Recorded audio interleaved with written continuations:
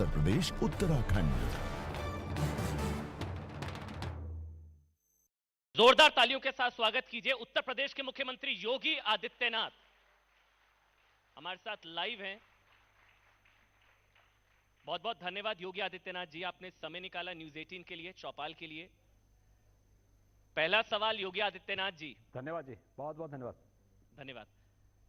पहला सवाल योगी आदित्यनाथ जी, एक वीडियो देख रहा था, आएंगे तो योगी। 35 साल से कोई मुख्यमंत्री दोबारा चुनकर नहीं आया उत्तर प्रदेश में। 35 साल से इतिहास बदलेगा? हम लोग इतिहास बदलने के लिए ही बने हैं।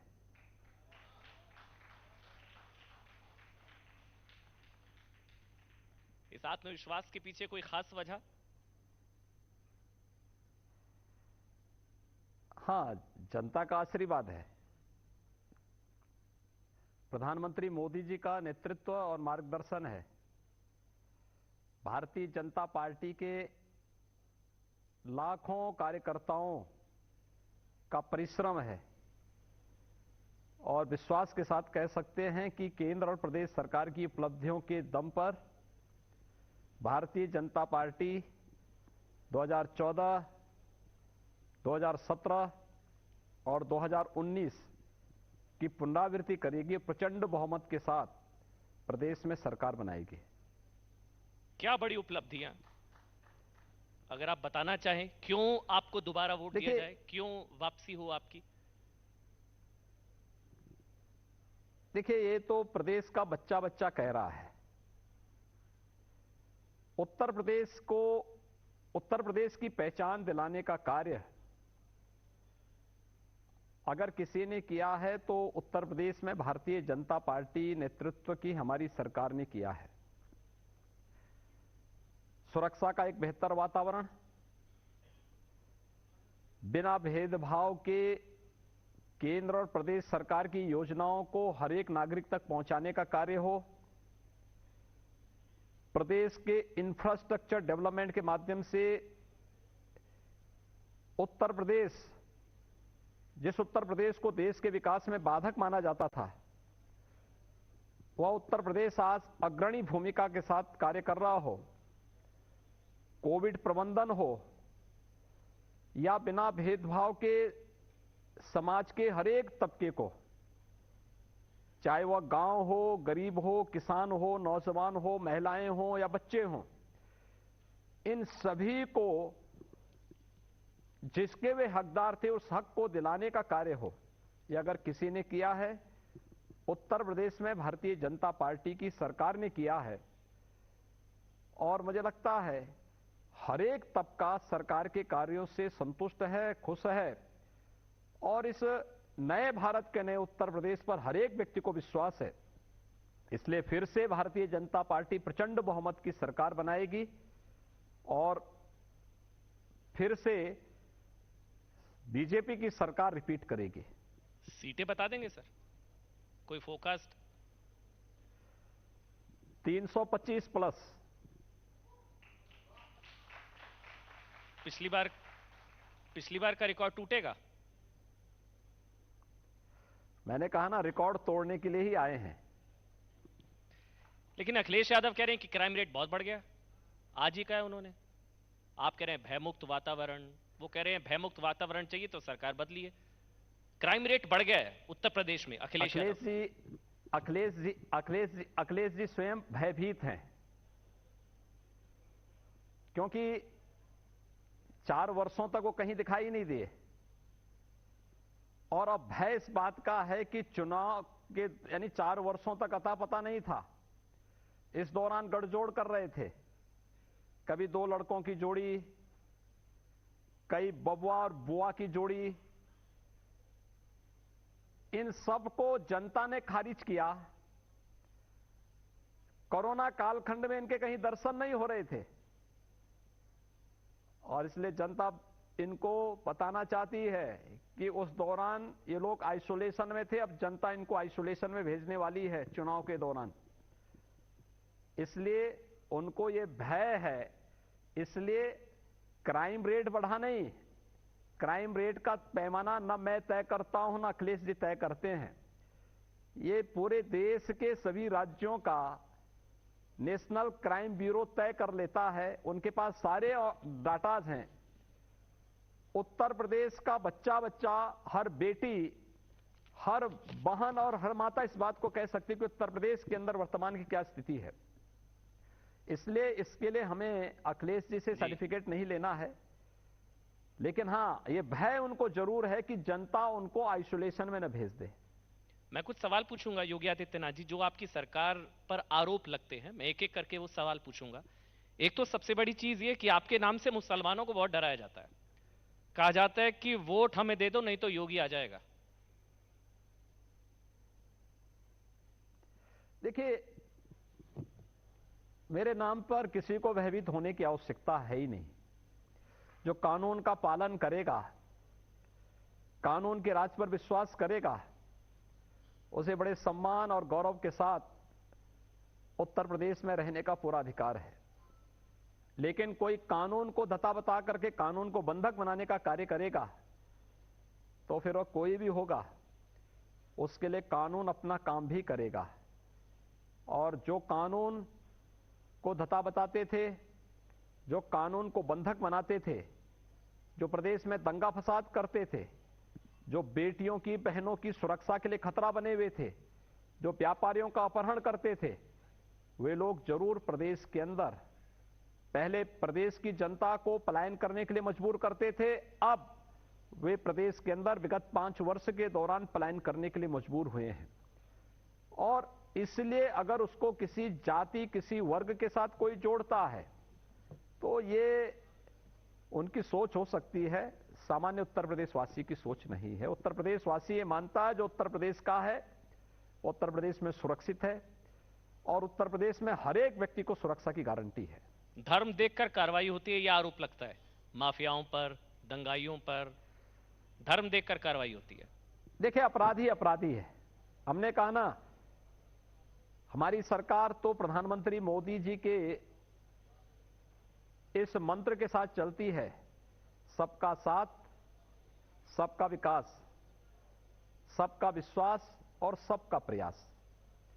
ये सरकार की रणनीति का हिस्सा है और सरकार का ये कार्य करने का मूल मंत्र है। इसी को अंगीकार करते हुए पूरी सरकार चल रही है।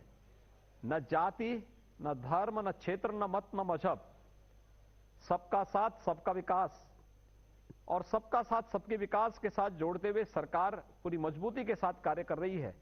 हम शासन की योजनाओं का लाभ देंगे सबको, लेकिन तुष्टीकरण किसी की नहीं करेंगे। सबका साथ सबका विकास, तो ये अब्बा जान, चचा जान, भाई जान कहते हैं कि ये आप जानबूझकर एक कम्युनिटी को टारगेट करते हैं बार बार चुनावी भाषणों में कि अब्बा जान और चचा जान के अनुयायी सुन ले, जो उत्तर प्रदेश को शाहीन बाग, एक कम्युनिटी को टारगेट करते हैं। सर आप देखिए, ये टारगेट नहीं किया जाता है। मुझे एक बात बताइए, क्या अब्बा जान असंसदीय शब्द है? क्या भाईजान संसदीय शब्द है? जो लोग इस नाम पर तुष्टीकरण करते थे, आज उनको वह संबोधन दिया जा रहा है। आज मैं उनको दूसरे नाम से बोलूं तो अच्छा नहीं होगा, इसलिए मैं उनको बोलता हूं कि भाई देखो, कम से कम अब्बा जान से पूछ लेते, चचा जान से पूछ लेते, भाईजान से पूछ लेते, हो सकता है कुछ और ज्ञानवर्धन होता उन लोगों का। इसलिए उन लोगों को सद्बुद्धि देने के लिए ये कुछ उपमाएं दी जाती हैं। ये किसी व्यक्ति, किसी मत, किसी मजहब को टारगेट करने के लिए नहीं होता है। मतलब अब्बा जान, चचा जान, भाई जान, इसका किसी समुदाय या धर्म विशेष से कोई लेना देना नहीं, आप ये कह रहे हैं? नहीं, इससे किसी व्यक्ति विशेष से, किसी धर्म विशेष से लेना देना नहीं है। यह केवल और केवल वह संबोधन है उन लोगों के लिए जो लोग इसके नाम पर राजनीति करते थे, जिन्होंने प्रदेश की जनता के साथ, किसी भी वर्ग के साथ न्याय नहीं किया अपने शासनकाल में। उन लोगों को सामान्य संबोधन की एक भाषा है। सामान्य संबोधन में अब्बा जान हिंदू धर्म में तो नहीं होते ना सर? सामान्य संबोधन में हिंदू धर्म में चचा जान या भाई जान तो नहीं होते। उन्होंने तुष्टीकरण हिंदुओं की नहीं, उन्होंने मुस्लिम तुष्टीकरण की, इसलिए उनको यह संबोधन दिया जा रहा है। हमारी सरकार तुष्टीकरण तो नहीं कर रही है, हमने सबका साथ सबके विकास की बात कही है। एनकाउंटर राज दूसरा आरोप आपकी सरकार पर लगता है, एनकाउंटर राज।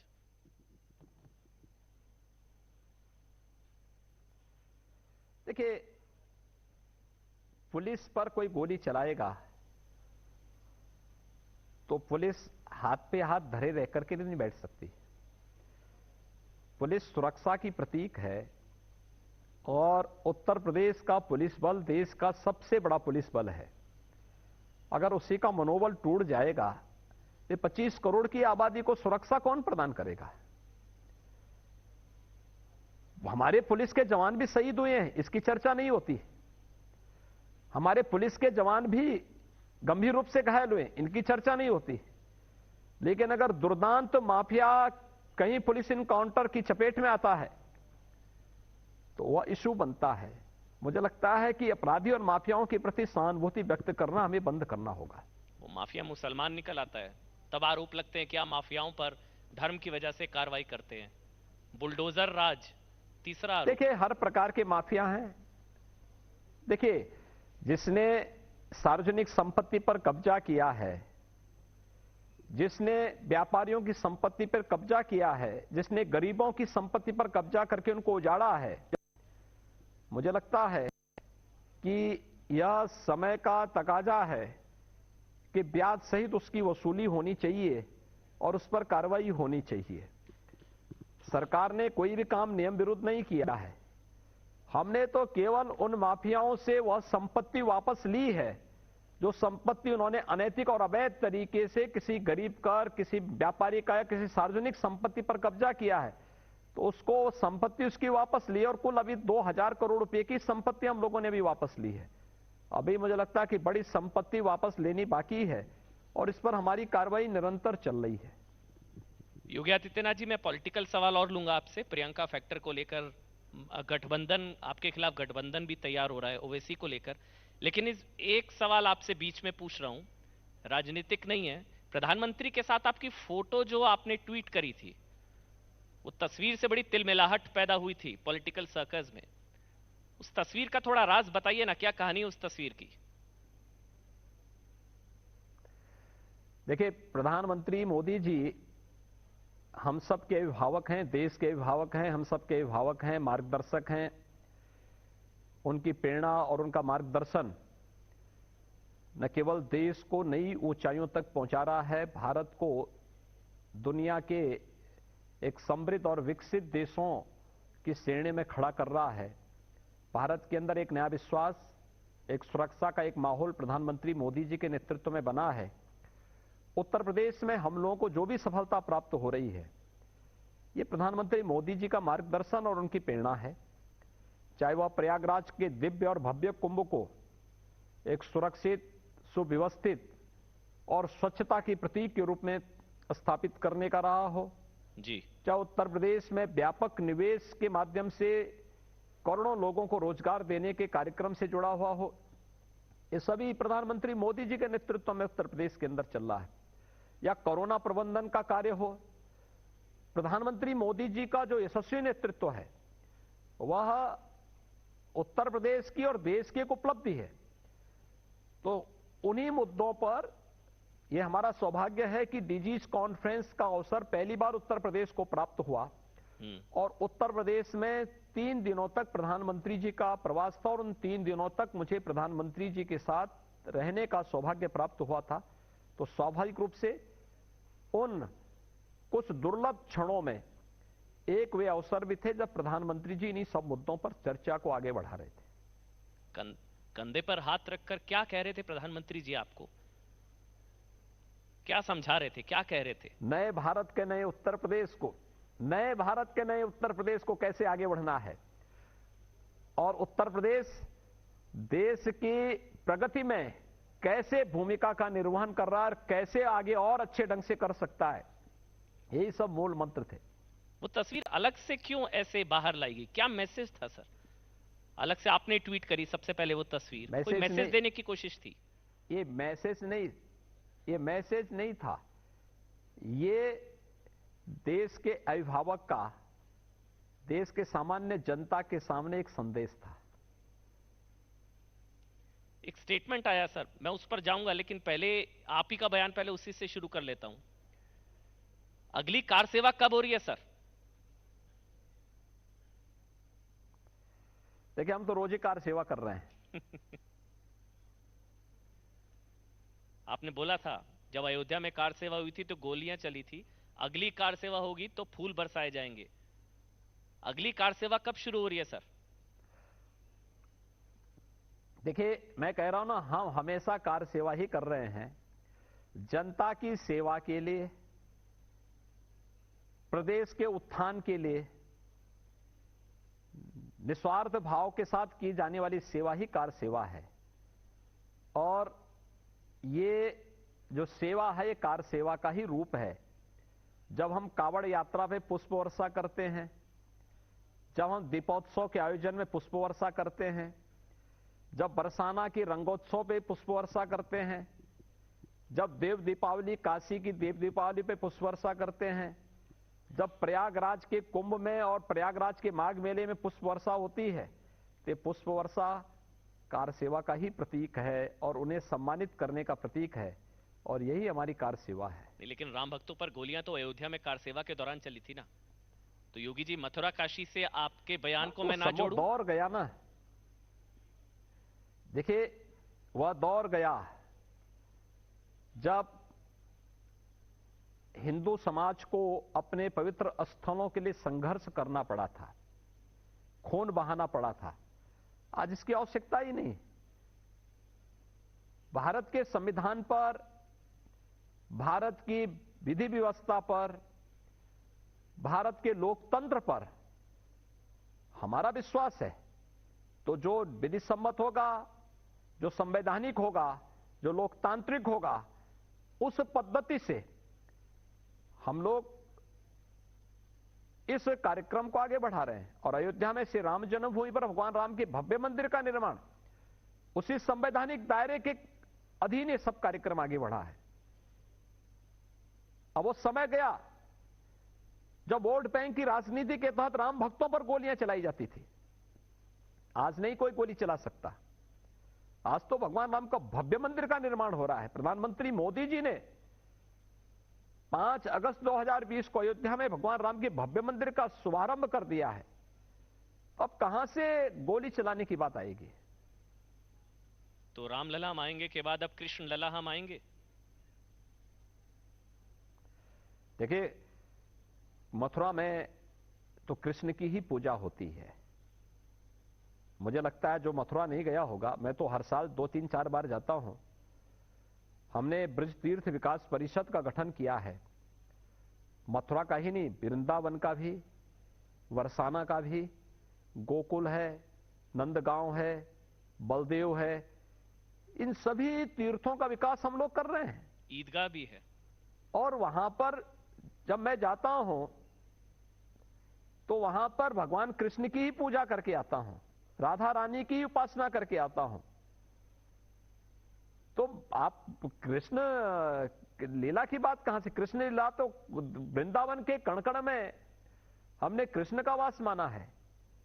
तो वहां पर इस बात की कोई बात, इस प्रकार की कोई चर्चा नहीं। वहां पर तो हमेशा वहां पे जय श्री कृष्ण ही होता है। वहां पे राधे राधे की बात कोई करता है।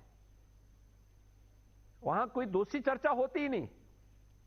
तो फिर डिप्टी सीएम, आप काशी में जाएंगे, वहां पे हर हर महादेव के नारे लगते हैं। आप अयोध्या में जाएंगे, जय श्री राम के नारे लगते हैं। आप प्रयागराज में जाएंगे, वहां पे हर हर गंगे के नारे लगते हैं। यही उत्तर प्रदेश है। तो फिर उप मुख्यमंत्री केशव प्रसाद मौर्य किस तरफ इशारा कर रहे थे जब कह रहे थे कि काशी जारी है, मथुरा की आगे बारी है? देखिए, ये विकास से जुड़ी हुई बात हो सकती है। मेरी इस पे चर्चा नहीं हुई, लेकिन मुझे लगता है विकास से जुड़ी हुई बात हो सकती है कि मथुरा, अयोध्या, मथुरा, काशी, प्रयागराज, विंध्यवासिनी धाम और अन्य सभी तीर्थों का 700 ऐसे प्रमुख तीर्थों का हम लोगों ने प्रदेश में विगत 5 वर्ष के दौरान विकास किया है। ये उसी का पार्ट है। अयोध्या है, मथुरा है, काशी है, ये हमारी सप्तपुरियों में भी आती है। अच्छा, तो विकास तो हर एक जगह हो रहा है। वहां का आध्यात्मिक, वहां का सांस्कृतिक, वहां का भौतिक, हर प्रकार का विकास होना चाहिए। समग्र विकास की प्रक्रिया के साथ जोड़ना। और उस समग्र विकास की प्रक्रिया के साथ जुड़ने की एक कार्रवाई हमारी है। और उसके बाद अगर एक जगह हमने कुंभ के समय प्रयागराज का समग्र विकास किया, प्रधानमंत्री मोदी जी के नेतृत्व में काशी आज नए कलेवर और नई काया के साथ विश्व पटल पर छा रही है। आदित्यनाथ जी, अयोध्या आप समग्र ये कहना विकास की चाह दिशा रहे में हैं आगे कि बढ़ रही है। उप मुख्यमंत्री ये कह रहे थे कि काशी में विकास जारी है, मथुरा में आगे विकास की बारी है, या वो काशी में ज्ञानवापी मस्जिद? हाँ, विकास में देखिए, विकास की प्रक्रिया का ये सब पार्ट है। विकास की प्रक्रिया को लेकर के हम आगे बढ़ रहे हैं। क्योंकि इसको लेकर शफीकुर रहमान बर्क, समाजवादी पार्टी के सांसद, उनका स्टेटमेंट आ गया है। वो कह रहे हैं कि हम 40 करोड़ हैं, कमजोर ना समझे, सड़कों पर उतर जाएंगे अगर काशी मथुरा की बात करेंगे तो। देखिए, उत्तर प्रदेश में वे दिन गए जब कोई इस प्रकार की धमकी देता था और सड़कों पर उतर करके और बाधित व्यवस्था को बाधित कर देंगे। उन्हें मालूम है कि आज सार्वजनिक संपत्ति को कोई नुकसान पहुंचाएगा तो 7 पीढ़ियां भूल जाएंगी फिर दंगा फसाद करने में, क्योंकि उसकी भरपाई करते करते 7 पीढ़ियां बीत जाएंगी। इसलिए ये शकीबुल रहमान बर्क ये वही सज्जन हैं जिन्होंने तालिबान का समर्थन किया था और इस समाजवादी पार्टी का चेहरा है। इससे ज्यादा शर्मनाक स्थिति और क्या हो सकती है? कोई पार्टी का भी खंडन नहीं करती, उस तालिबान का समर्थन करती है जो तालिबान देश की आधी आबादी का विरोध करता हो, महिलाओं का विरोध करता हो, बच्चों के विरोधी हो। सभ्य समाज में इस प्रकार के वक्तव्य, तो आप इस प्रकार के लोगों को गंभीरता से लेते हैं, ये मुझे लगता है नहीं लिया जाना चाहिए। योगी आदित्यनाथ जी, आप सीधी चुनौती किससे समझते हैं? प्रियंका गांधी, प्रियंका फैक्टर उत्तर प्रदेश में हाथरस से लेकर लखीमपुर तक ग्राउंड पर नजर आई। प्रियंका गांधी कोई फैक्टर है क्या उत्तर प्रदेश विधानसभा चुनावों में? देखिए, मुझे लगता है कि सैटेलाइट मैपिंग से कहीं ढूंढना पड़ेगा।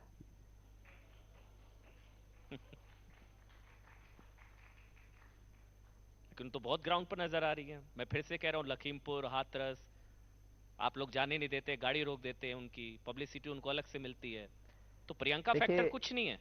देखिए देखिए देखिए, सवाल यह है कि भाई बहन की जोड़ी 2014 में अपनी करजमा चुकी है।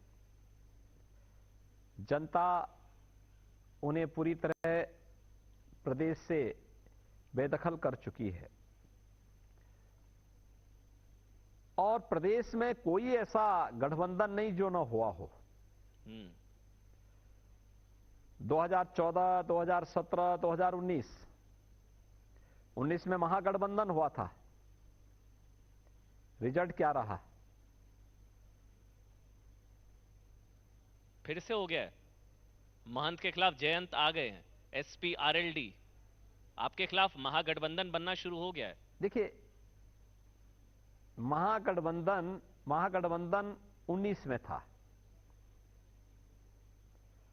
और 19 का वह गठबंधन जिसमें कांग्रेस, सपा, बसपा, आरएलडी ये सभी लोग एकजुट होकर के लड़ रहे थे। ये सभी एकजुट थे, एक मंच पे थे जी। आरएलडी सभी सीटों पे बुरी तरह परास्त हुई थी। बहुजन समाजवादी पार्टी दूसरे नंबर का दल उभर करके आया था। समाजवादी पार्टी तमाम बातों और तमाम बड़बोलेपन के बावजूद तीसरे नंबर का दल बन गया था। अब 2019 के डाटा सबके सामने हैं, लोग देख सकते हैं 2022 में अब जनता क्या नजारा प्रस्तुत करती है। देखते रहिए, इंतजार करिए, इलेक्शन की घोषणा होने वाली है कुछ ही दिनों में, परिणाम सबके सामने उसके बाद आ ही जाएंगे। आपने कहा ना भाई ना बहन, बुआ बबुआ, चुनौती कौन है आपके सामने? भाई बहन, बुआ बबुआ, कौन? देखिए, मैंने क्या कहा, देखिए इसमें कोई संदेह किसी को नहीं होना चाहिए कि बीजेपी नंबर 1 की लड़ाई आसानी से बढ़ते हुए आगे बढ़ रही है, कहीं कोई दिक्कत नहीं। नंबर 2 के लिए कौन लड़ता है, ये तय होना बाकी है, क्योंकि पिछले नजारे चौंकाने वाले थे नंबर 2 के। 19 में क्या आते हैं, 19 में क्या थे और 22 में क्या होते हैं, इस पे एक बार थोड़ा मुझे लगता है सभी लोगों को विचार करना चाहिए। पहली चुनौती किसको मानते हैं, मैं फिर से पूछ रहा हूं, सपा, बसपा या कांग्रेस? देखिए चुनौती आपके सामने, पहली देखिए चुनौती। उत्तर प्रदेश में कोई चुनौती नहीं है। उत्तर प्रदेश की जनता उत्तर प्रदेश के अंदर इन सभी दलों के कृत्यों को बहुत नजदीक से देखती आई है।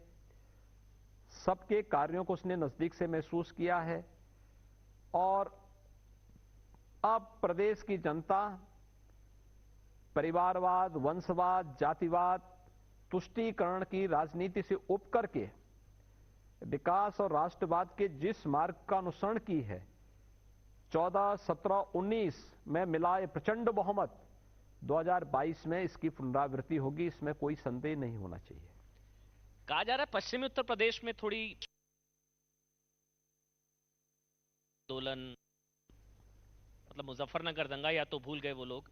मैं आपसे फिर से पूछ रहा हूं, पश्चिमी उत्तर प्रदेश में नाराजगी, किसान आंदोलन की कोई सेटबैक आपके लिए?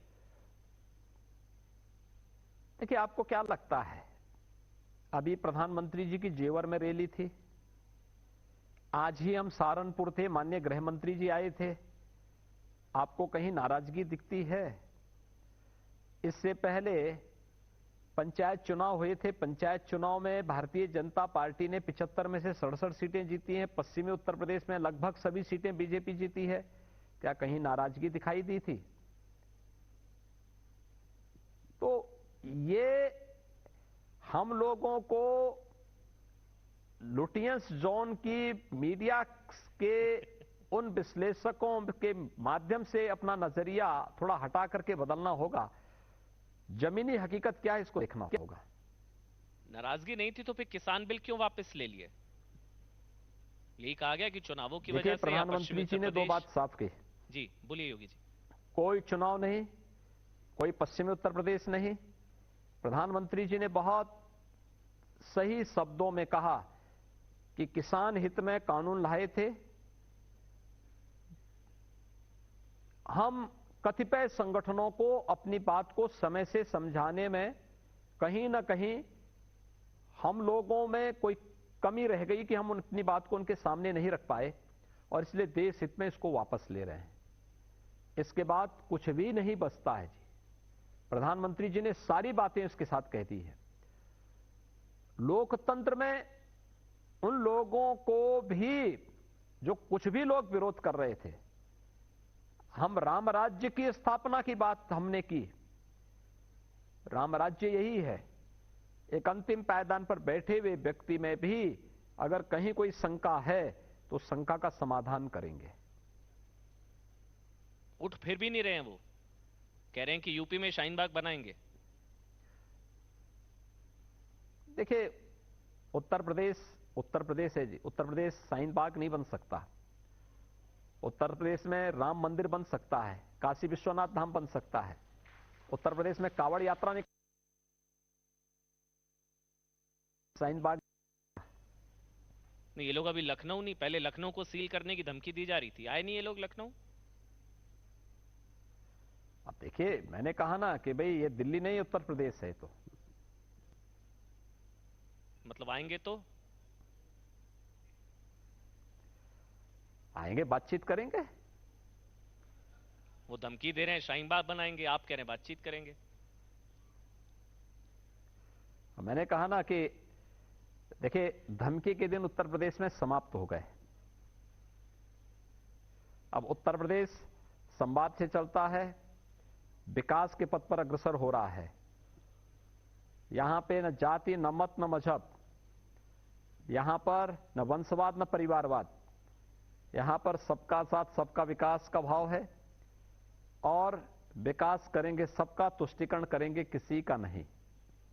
जब ये भाव बहुत साफ है, गांव के लिए, गरीब के लिए, किसान के लिए, नौजवान के लिए, महिलाओं के लिए, समाज के प्रत्येक तबके के लिए शासन की योजनाएं पहुंच रही हैं, तो फिर धमकी की बात ही कहीं सामने नहीं आती है। और मुझे लगता है कि इस प्रकार की धमकियों को उत्तर प्रदेश में कोई स्थान भी नहीं होना चाहिए। तो फिर जिन्नावादी और राष्ट्रवादी क्यों हो जाता है चुनाव? आप कहते हैं सबका साथ, सबका विकास, सबका विश्वास, जाति नहीं, मजहब नहीं, लेकिन भाषणों में नजर आता है अब्बा जान, चचा जान, जिन्नावादी, राष्ट्रवादी। जी योगी जी, उस सोच को जवाब देने के लिए याद करिए 31 अक्टूबर की तिथि पूरा देश राष्ट्रीय एकता दिवस के रूप में मना रहा था, और उस दिन राष्ट्र नायक सरदार वल्लभ भाई पटेल को जब पूरा देश श्रद्धांजलि दे रहा था, सम्मान दे रहा था, उनके प्रति सम्मान व्यक्त कर रहा था, तब समाजवादी पार्टी के अध्यक्ष एक राष्ट्र नायक की तुलना एक खलनायक से कर रहे थे,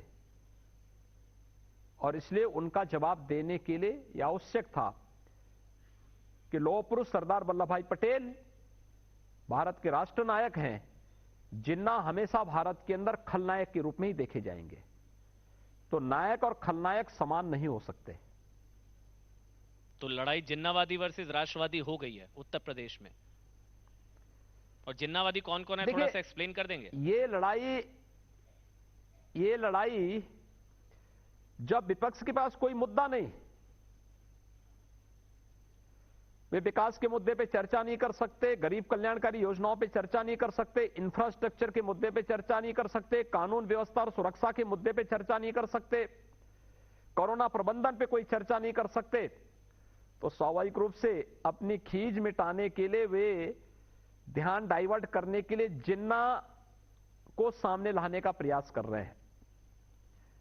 उत्तर प्रदेश का राष्ट्रवादी समाज, उत्तर प्रदेश का सामान्य नागरिक सपा, बसपा, कांग्रेस के इस प्रकार के षड्यंत्रों को पूरी तरह बेनकाब करेगा, और इस प्रकार की किसी भी नकारात्मक सोच को पूरी तरह उत्तर प्रदेश की राजनीति से बेदखल भी करेगा। वो तो उल्टा आप पर आरोप लगाते हैं कि पूरा चुनाव विकास, मतलब वो तो काम बोलते हैं और आप नाम बदलने की राजनीति करते हैं। ये काम वर्सेस नाम की लड़ाई है। कह रहे हैं आप लोग लिस्ट बनाकर बैठे हैं, सबके नाम बदले जा रहे हैं। देखिए, आप नाम की बात कर रहे हैं। उत्तर प्रदेश में भाषा विश्वविद्यालय का नाम मान्यवर कांसीराम भाषा विश्वविद्यालय था।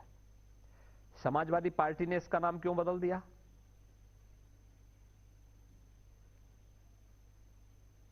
छत्रपति साहू जी महाराज के नाम पर केजीएमसी का नाम था जी। समाजवादी पार्टी ने छत्रपति साहू जी के नाम पर इस नाम को क्यों बदल दिया? सहारनपुर मेडिकल कॉलेज का नाम भी कांसीराम जी के नाम पे था। समाजवादी पार्टी ने इस नाम को क्यों बदल दिया? क्या ये दलितों का अपमान नहीं? आखिर समाजवादी पार्टी इसके नाम पे क्या नाम वो बदल रहे हैं या हम बदल रहे हैं? हमने तो इलाहाबाद को प्रयागराज कहा, क्योंकि प्रयागराज उसका पुराना नाम था। हमने प्रयागराज नाम फिर से किया। दुनिया राम जन्मभूमि स्थल को अयोध्या के नाम से जानती है, तो हमने उस जनपद का नाम, उस कमिश्नरी का नाम अयोध्या रखा। हमने कोई नाम दूसरे तो बदले नहीं। हम तो उन्हीं नामों को कर रहे हैं जो उसका पुरातन नाम था, पौराणिक नाम था, ऐतिहासिक पृष्ठभूमि से जुड़ा हुआ जो नाम था, हम उसी को उसके साथ जोड़ रहे हैं। दूसरा, जहां तक रही विकास की बात, 1947 से लेकर 2017 तक उत्तर प्रदेश में केवल 12 गवर्नमेंट मेडिकल कॉलेज बन पाए थे। 2017 से लेकर के 2021 के बीच हम 33 गवर्नमेंट मेडिकल कॉलेज बना रहे हैं, जिनमें से 17 मेडिकल कॉलेज प्रारंभ हो चुके हैं, यानी उनमें सत्र प्रारंभ हो चुका है,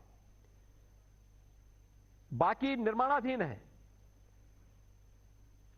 उत्तर प्रदेश के अंदर अगर आप देखेंगे 1947 से लेकर 2017 तक 1.5 एक्सप्रेसवे बना था। आज उत्तर प्रदेश में 6 एक्सप्रेसवे पे काम चल रहा है। पूर्वांचल एक्सप्रेसवे को प्रधानमंत्री जी ने अभी लॉन्च किया है, राष्ट्र को समर्पित किया है। दिल्ली, मेरठ, 12 लेन का एक्सप्रेसवे चालू हो चुका है। बुंदेलखंड एक्सप्रेसवे युद्ध स्तर पर बन रहा है, दिसंबर तक उसको कंप्लीट करने की तैयारी चल रही है। गंगा एक्सप्रेसवे का शिलान्यास इसी महीने प्रधानमंत्री जी के कर कमलों से होगा।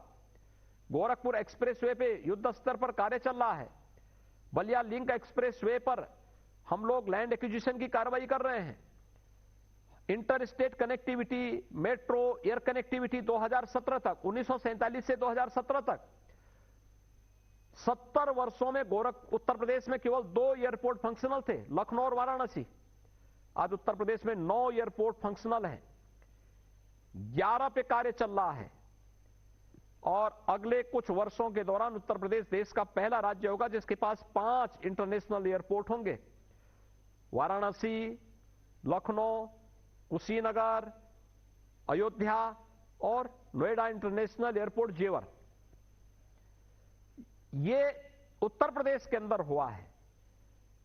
ये कार्य 2017 के पहले विकास की सोच रखने वाली सरकारें आती तो वे भी कर सकते थे, लेकिन उनकी विकास की सोच नहीं थी। वो कह रहे हैं सारे तो आधे से ज्यादा प्रोजेक्ट तो उनके गिनाए हैं आपने। अखिलेश जी ऐसा कहते हैं, वो दावा करते हैं, आप उनका सारा क्रेडिट ले लेते हैं। ज्यादातर एक्सप्रेसवे से लेकर एयरपोर्ट, वो कह रहे हैं ये तो हमारी सरकार में शुरू हुए थे, बनने नहीं दिया। हाँ, अब इस बात को मायावती जी भी बोल रही हैं कि हमने भी सोचा था कि हम इस प्रकार का कार्य करेंगे लेकिन कर नहीं पाए थे। जैसे जेवर एयरपोर्ट के दिन उन्होंने कहा इस बात को, कहा कि जेवर में एयरपोर्ट हम भी बनाने की लालसा रखते थे लेकिन कांग्रेस ने बाधा डाल दी थी, इसलिए नहीं बना पाए।